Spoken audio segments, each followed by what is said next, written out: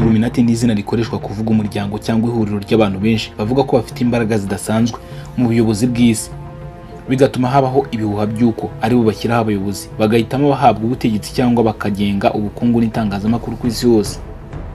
Mu gihe isi ikomeje gutera imbere mu ikoranabuhanga, ubukungu n'imiyoborere, hari amatsiko akomeje kwibazwaho n'abantu benshi ku isi yose, harimo n'ibirebana n'imiryango y'ibanga bivugwa ko igira uruhare mu guhindura cyangwa kugena icyerekezo cy'isi.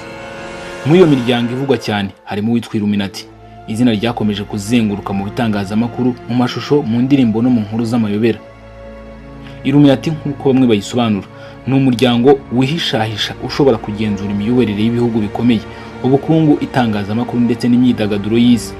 Imvo n'imvano yawo yagaragaye mu kinyejana cya 18 mu Budage, ariko uko imyaka yagiye ishira, inkuru zivuga ko ibikorwa byawo by'ibanga zakomeje kwiyongera, ku buryo bamwe bawita ubwonko bw'isi cyangwa abayobozi b'inkoramaraso bihishe inyuma y'ibyemezo bikomeye bifatwa ku isi. Iki kiganiro cyacu kirasesengura inkomoko ya Illuminati, ibyivugwaho n'impamvu inkuru y'uyu muryango ikomeje gutera benshi ubwoba n'urujijo, amatsiko ndetse rimwe na rimwe igakoreshwa mu rwego rwa politiki, imyemerere cyangwa kwamamaza. Icy'ingenzi ni ukureba niba koko ibyo bivugwa bifite ishingiro cyangwa niba ari igice cy'inkuru zishingiye ku ntekerezo n'ibihuha byubakiye ku kutamenya no gushaka ibisobanuro ku by'isi bikomeye. Niba ari ubwa mbere ugeze aha, inkunga yawe izandikwa mu bitabo by'amateka, nugira uruhare mu guhindura isura y'uyu muyoboro uko ugaragara uyu munsi wa none. Icyo usabwa ni ugukora subscribe no gusangiza abandi ibiganiro byacu, utibagiwe no gukanda like igihe wabikunze, kandi niba waranayikoze uri umuntu w'agaciro gakomeye cyane.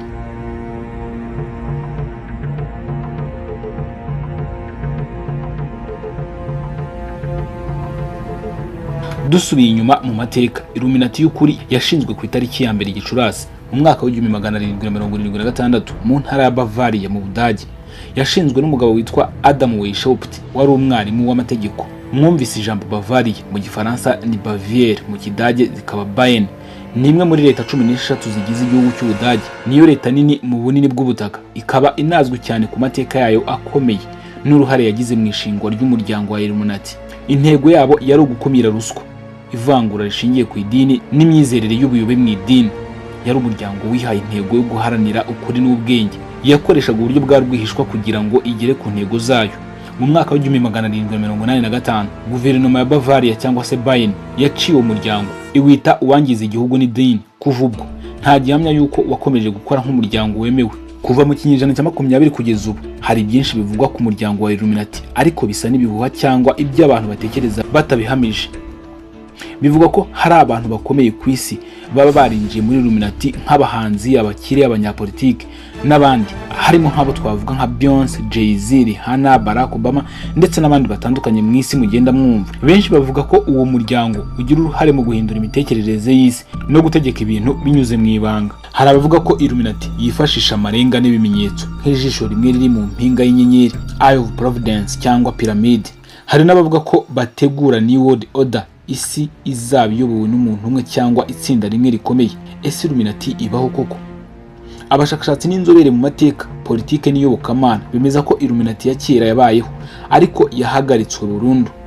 Ibyitwa Illuminati y'ubu nta gihamya ifatika ibihamya ko ari umuryango ukora mu ibanga mu gihe cy'iki gihe. Ibivugwa cyane bijyana n'imyizerere y'abantu, ibitekerezo by'ibanga, ibizwi nka conspiracy theories, cyangwa uburyo abantu bagerageza gusobanura ibintu bibabangamiye mu isi. Impamvu iyi ngingo ikomeje kuvugwa cyane mu isi ni iyihe?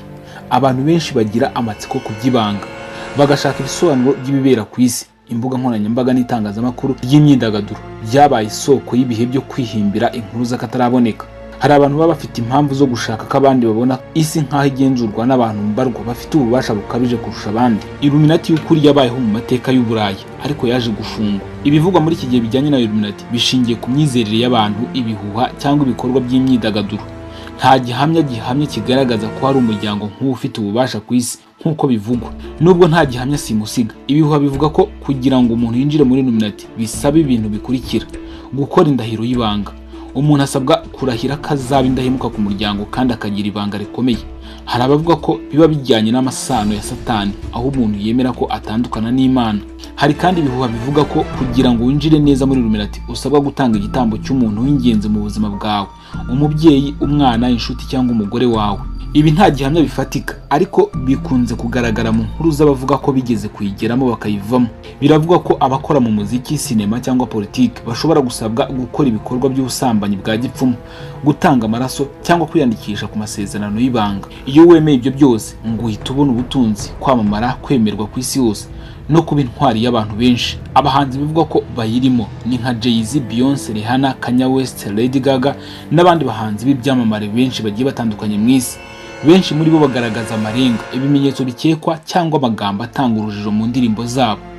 Ibyo abantu bashingiraho ni amashusho y'ijisho rimwe rifunze cyangwa rimwe rifunguye, piramide cyangwa se triangle, cyane cyane ifite ijisho hejuru, ndetse n'imibare 666, inyuguti za Mason cyangwa se Freemason, ukongeraho amagambo agaragaza kwigomeka ku Mana.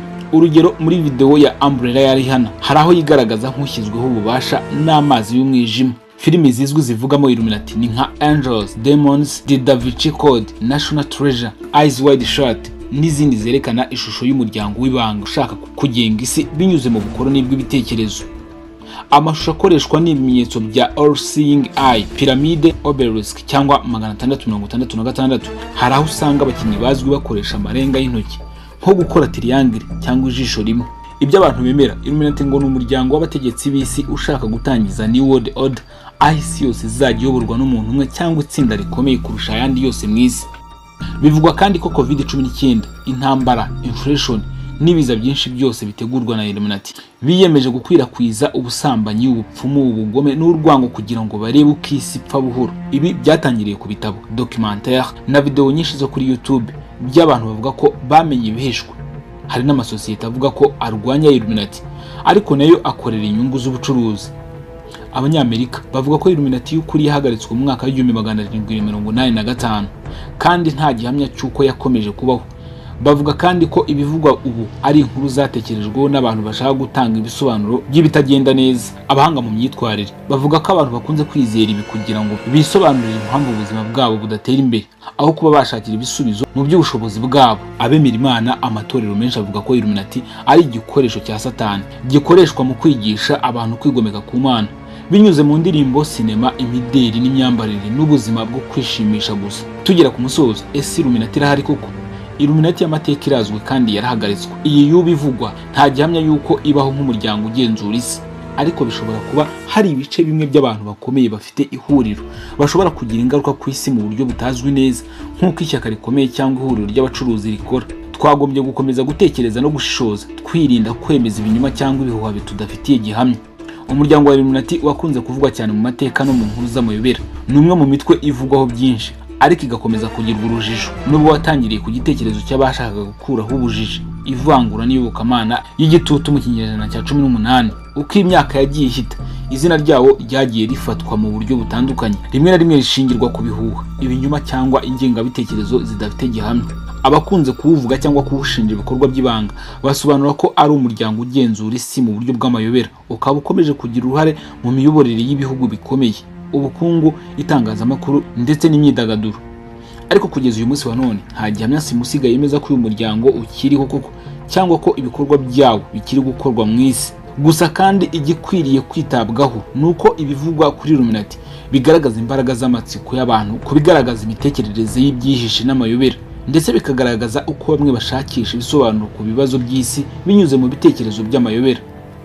Ibi byose bitwereka ko nubwo hari byinshi bivugwa ku muryango wa Illuminati, hakenewe ubushishozi n'ubushakashatsi bufite ishingiro mbere yo kwemera nk'ukuri ibyo byose bivugwa. Bityo Illuminati igomba gusigara mu mateka n'inkuru z'ukwigira inararibonye ku mibanire ya muntu n'ubutegetsi bw'ibanga, ariko si ngombwa kwitiranya buri kintu cyose cy'amayobera n'uyu muryango. Ibi nababwira ko bisa nk'incamake kuri uyu muryango wa Illuminati. Mu kiganiro cy'ubutaha nzababwira mu buryo burambuye kandi bucukumbuye umuryango wa Illuminati niba ko kubaho, imikorere yawo, aho waturutse, abawubamo, abawuyobora ndetse n'ibikorerwamo byose. Njye nk'ibisanzwe ndimugira abanga ati aha ni ku Mayobera TV, mukomeze musakaze uyu muyoboro ugere hirya no hino mu bice bitandukanye by'isi. Ndabashimiye, mugire ibihe byiza.